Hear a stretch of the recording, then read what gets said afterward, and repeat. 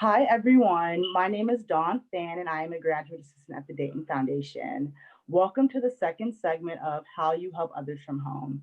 Today, we are joined by Tanya Arsa Clarante and Barbara Stonerock from the Community Engagement Department.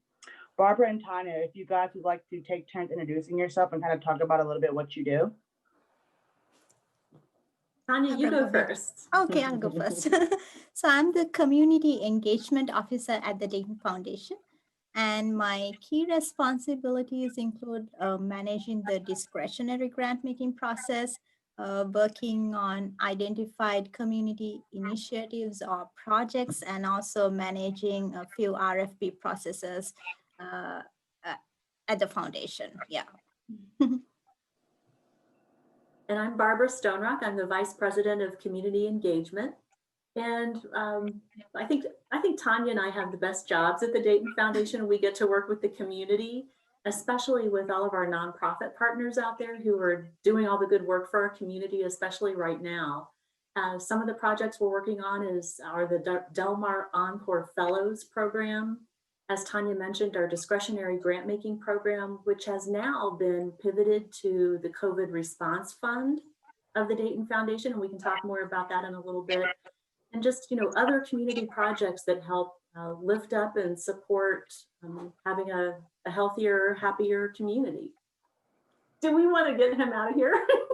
No, you can put him down. It's fine. Okay, so we're just gonna jump right into the questions. As we all know that we have been living in a crazy time right now. We are in the middle of a pandemic, and that has affected a lot of how we work. And what I want to ask you guys is, how has COVID-19 influenced your work so far?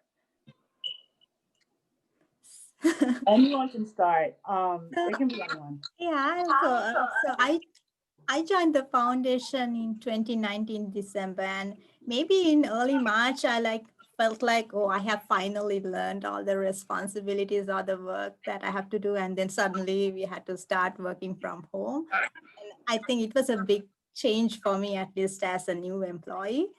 And also as staff members, we had to start doing everything electronically. But I think we all adapted very quickly and made changes, so everything goes smoothly, I think. Okay, yeah. Barbara, how about you?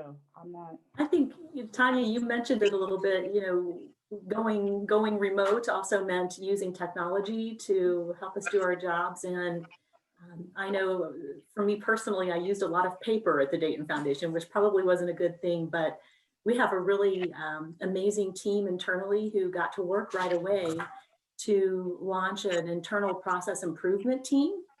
And they've been helping us go paperless.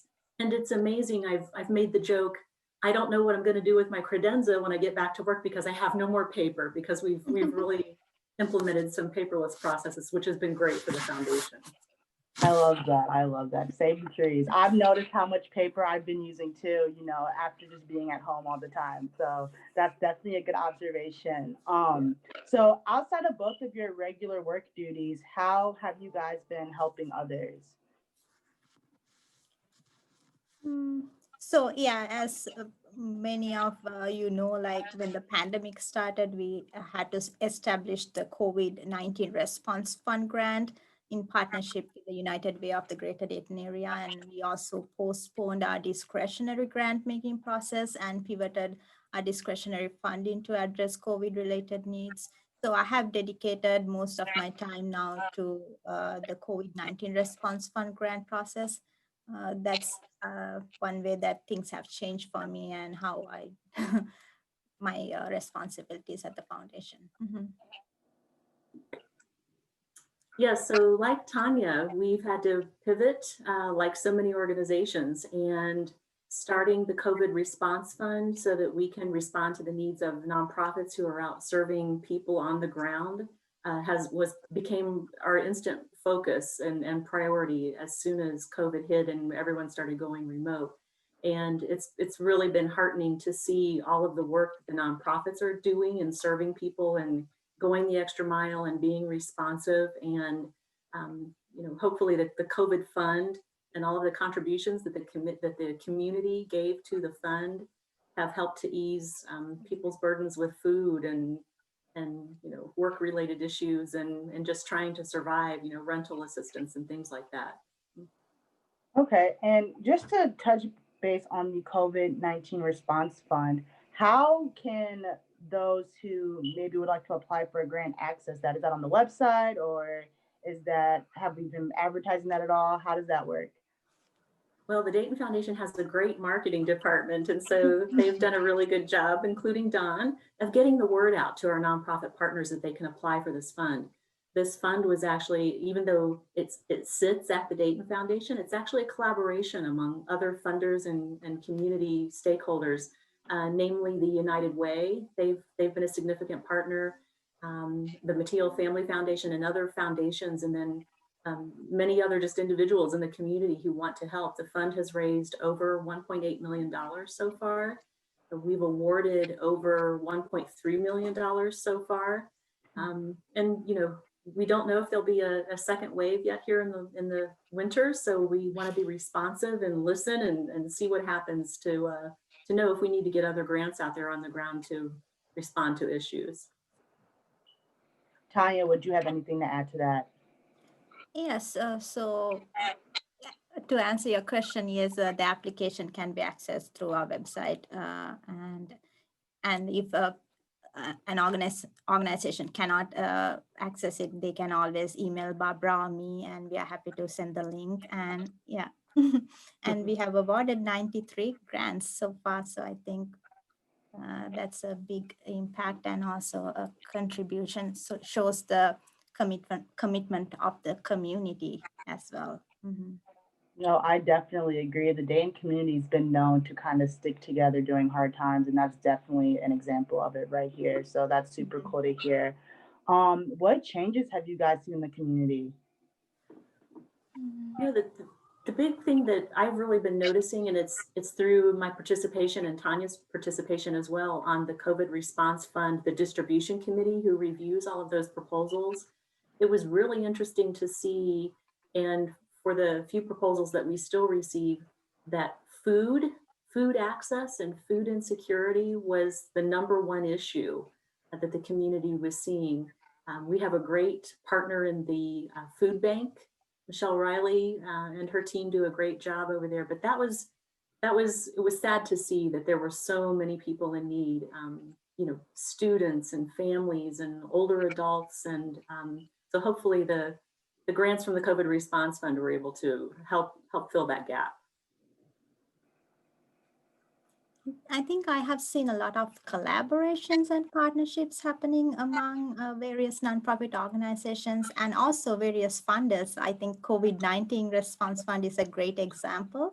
And it's good because I think working together to address COVID-related needs is a much more successful way, I think, rather than trying to solve things on your own. So I like the partnerships and collaborations that are happening. Mm-hmm. I've also been seeing a lot of collaboration and partnerships throughout the news and everything, which is also super cool. One thing I've also been seeing in the news is about how a lot of arts communities, arts organizations have been struggling to keep afloat during the pandemic, but a lot of organizations have found creative ways to kind of provide service. Can you guys kind of speak on the challenges as well as the innovation that you have seen recently? Well, unfortunately for arts organizations, most of them are based around performances, right? And so not being able to gather, not only to have that uplifting activity that people can participate in, especially when we all need that kind of a thing during these times, but it caused significant drops in revenue with our arts organizations. They apply for grants and they have sponsorships, but they receive a significant portion of their operating revenue through ticket sales. And when those performances went away, they did a great job, I think, at pivoting and getting the word out to their donors that, you had this subscription and we're happy to refund it to you, but you also have the ability to contribute that subscription fee and let us keep it for operating and maintaining some operations through this. And it was nice to see a number of donors would do that at each of these arts organizations. They did still lose, some of that ticket revenue, but that really hurt the revenue. At the same time, I've really been impressed with the innovations behind doing virtual performances and having some more intimate experiences for arts patrons. And I really especially admire what Dayton Contemporary Dance Company did. Ronita Haas Saunders is a very strategic thinker and a forward thinker, and she's that kind of person where if you're hit with an adversity, she'll figure out an opportunity around it. And so right away, they did a good job at developing a plan, and they had a plan A, a plan B, a plan C, and a plan D. So they really went deep in their thinking. And I think after all this is over, they're going to come out with some new things, new ways of operating, and new ways of doing business. So that was pretty exciting. Yes, I think Barbara covered everything that I wanted to say too. Like, yes, for challenges, revenue, and also paying people who are directly or indirectly depending on you. Because when it comes to arts, it's not just one person or the artist. There are so many other people who are involved in like making the final production. So when performances or exhibitions cannot occur, there are ripple effects of that. So yeah.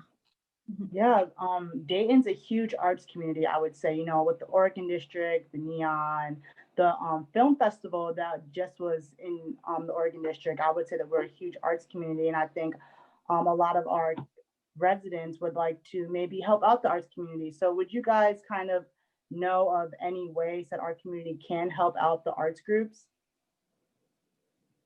Well, I think what they really need right now is support and financial support. So to the extent that those regular donors can hang in there and maintain their gifts, make connections to those arts nonprofit organizations for other potential funding opportunities.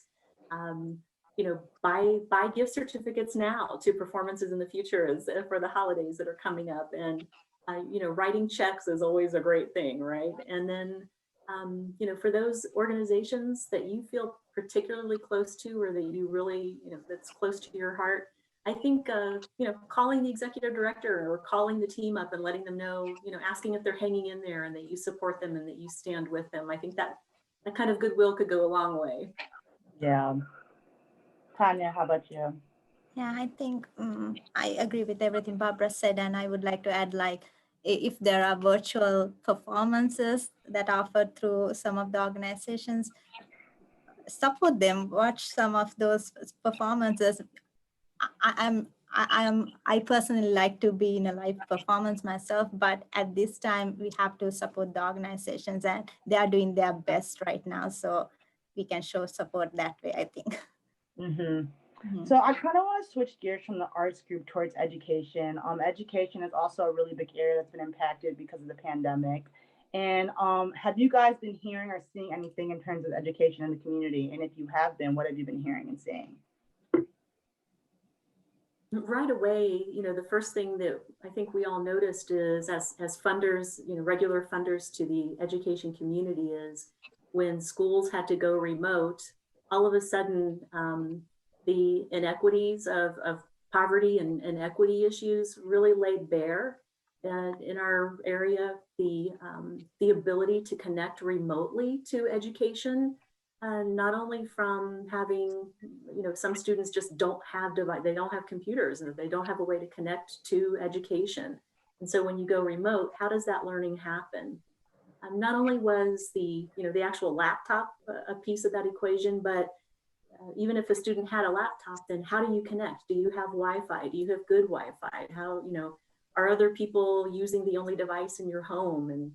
And is there a good learning space? And so right away, which was very impressive, our Montgomery County Educational Service Center corralled a group of people to start addressing this problem right away. And so, school districts, the ESC, Learn to Earn, some community funders put their heads together and did kind of some asset mapping of who doesn't have access, who is in this digital divide. And we started identifying federal and state funding for students or for laptops and Chromebooks and connectivity. At the same time, Miami Valley Regional Planning Commission took the reins with corralling a group of people to address that connectivity side. So one side was doing the computers and the laptops, and the other side was working on the connectivity and trying to align to make sure all the students who didn't have it could learn. Tanya, would you have anything to add? I do not have anything to add, but I would like to say that's another good example of partnership and collaboration trying to solve a community-wide issue. So I think I really appreciate everybody's support and the interest in getting together. No, yeah. Are you guys aware of any initiatives that are going on in the community kind of support students learning at this time? I know we talked about, or Barbara just touched on the laptops and everything. Is there anything else similar to that you guys are aware of? Not really, not anything that I can think of. Yeah, right now. I'm sure individual school districts are probably doing some things for their students. I'm just not aware of them. Yeah. Okay, yeah, no, I was just asking, and I know in our last How You Help Others from Home segment, Michelle Brown touched on the Emergency Scholarship Fund. So that also kind of is something that we are doing at the foundation to assist students in their learning as well. So in terms of just like the future for the entire Dayton community, what are your thoughts kind of on what the future is going to look like for us? And do you foresee any challenges, or what are your predictions for what's to come? Tanya, do you want to take that one first? Sure. I think it's hard to foresee the future, but I think the impacts of the pandemic will not go away soon. As I mentioned earlier, it will not be easy to address all the issues on our own as individuals or as an organization, but collectively we will be able to make a greater impact if we continue to partner and collaborate. So yeah. I really agree with what you said, Tanya. Our community demonstrated that during in the aftermath of all of the tornadoes and with the Oregon District shooting. People came together and they donated and they supported one another. And here in the funding community, we say that Dayton is big enough to live in and great assets, but we're also small enough to get our arms around community issues and problems. And we've come together again to respond to the needs that COVID presented. So I'm hopeful for the future. I just hope we get through this, get through this soon so that we can get back to what a new normal is, perhaps.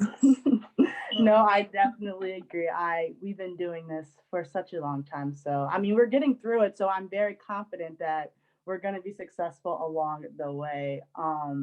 But I just want to wrap up really quickly and thank you both so much for taking time out of your busy schedule to sit down and talk with me via Zoom. If you guys have anything else to add before I wrap up to our audience, any comments or anything? Just want to say thank you to our community who've been supporting each other. And I really just want to give a big shout out to our nonprofit organizations out there feeding people and taking care of kids and taking care of older adults and vulnerable people. They're continuing to do their jobs during all of this and keeping our vulnerable populations going. And so I just want to say thank you. Yes.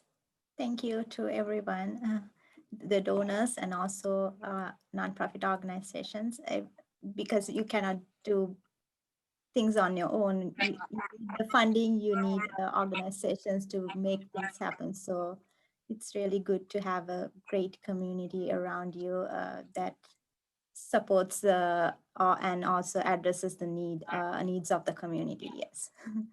Cool. Well said. Cool. Yeah, very well said. Well, guys, I think a big takeaway from this How You Help Others from Home segment is the COVID-19 Response Fund. I definitely encourage all of you to kind of go on our website, look at the application, or just, look on our website for ways to help the community, or, just like do a simple Google search and things like that. But I want to thank everyone who tuned in today. I really appreciate it, and stay tuned for the next one. And I will see you guys later. Everybody wants to do a quick wave. Bye. Bye. Bye. Thank you so much. I'll see you guys.